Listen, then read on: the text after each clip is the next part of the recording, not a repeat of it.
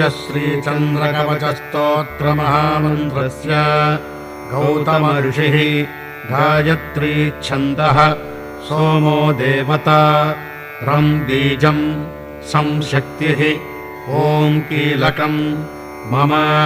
सोमग्रहप्रसादसिद्ध्यर्थे जपे विनियोगः वाम अंगुष्टाभ्यां नमः ह्रीं तर्जनीभ्यां नमः ॐ मध्यमाभ्यां नमः वैं अनामिकाभ्यां नमः ॐ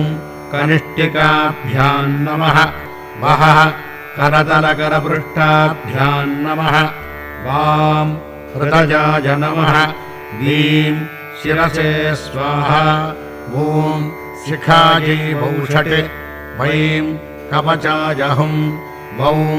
नेत्रत्रयाय वौषटे